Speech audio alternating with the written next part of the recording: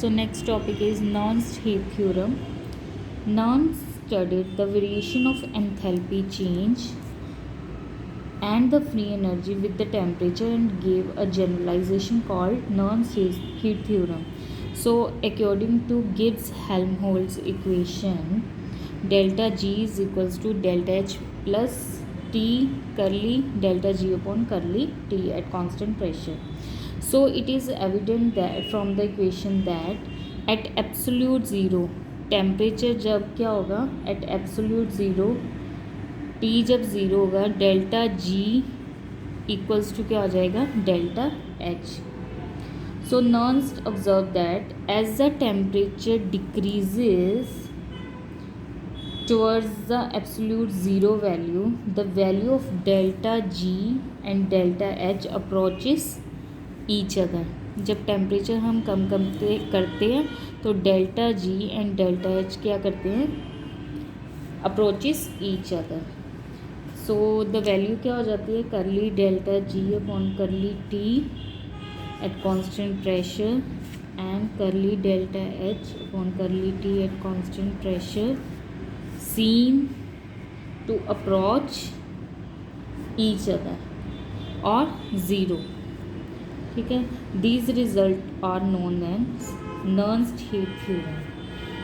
सो जैसे ही temperature absolute zero की तरफ मूव करता है, डिक्रीज़ होता है, तो उस डेल्टा जी और डेल्टा एच क्या करते हैं, एक दूसरे को अप्रोच करते हैं, उनकी वैल्यू क्या हो जाती है, इक्वल हो जाती है. ये टर्म ज़ीरो होगी तो delta G equal to delta H हो जाएगा. सो आप कह सकते हो जैसे ही टेम्परेचर डिक्रीज़ होता है, delta G and delta H की वैल्यू ऑलमोस्ट सेम हो जाती है. सो जैसे कि आपको पता है, the gases do not exist at absolute zero. So जो नर्न्स्ट हीट थ्योरम है is applicable in case of solids only. So इसको आप ऐसे भी लिख सकते हो, लिमिट लगा सकते हो यहाँ पे कि लिमिट क्या है, जब t approaches to zero so this term equals to zero हो जाएगी. सो इसमें भी आप लिमिट लगा सकते हो, when T approaches to zero so this equation will be equals to zero. So जैसे कि आपको पता है कि curly delta G upon curly T किसके इक्वल होता है, माइनस डेल्टा एस की. सो ऐसे ही करली delta H upon curly T equals to होता है सी पी के. सो आप ऐसे भी लिख सकते हो इनको फिर कि लिमिट क्या है, जब लिमिट हमारे पास है टी अप्रोचेस टू ज़ीरो, सो उस केस में डेल्टा एस, अगर इसको मैं डेल्टा एस लिख लूँ तो वो भी किसके इक्वल हो जाएगा, ज़ीरो के. अगर यहाँ पे मैंने लिखी है limit t approaches to zero curly delta H पॉन करली, अब क्या होता है सी पी, तो आप यहाँ पे ऐसे भी लिख सकते हो t approaches to zero and delta C P equals to क्या हो जाएगा, ज़ीरो हो जाएगा. सो यहाँ से आप कह सकते हो significance of this equation is that as the temperature is lower to absolute zero the entropy change of the reaction tends to be zero and the difference delta Cp, difference in the heat capacity of the product and reactant also tends to approaches to zero.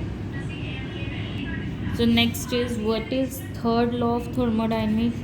Third law of thermodynamics, the result of Nernst heat theorem from the basis of third law of thermodynamics. Nernst heat theorem के हिसाब से क्या है कि limit अगर T approaches to zero delta C P is equals to zero.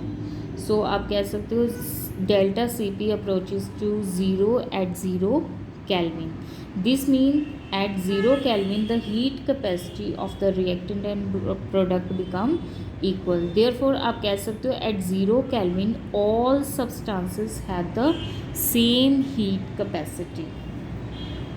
So आप कह सकते हो heat capacities of the solid tends towards zero at zero kelvin. So आप ऐसे भी कह सकते हो the entropy of all the perfectly crystalline solids may be taken as zero at absolute zero temperature. So आप कह सकते हो in a perfect crystal at absolute zero temperature each particle occupy a proper lattice point and has the lowest energy. So इससे के पता चलता है it is a state of perfect order और ज़ीरो डिसऑर्डर। तो एंट्रोपी क्या आ जाएगी? Zero.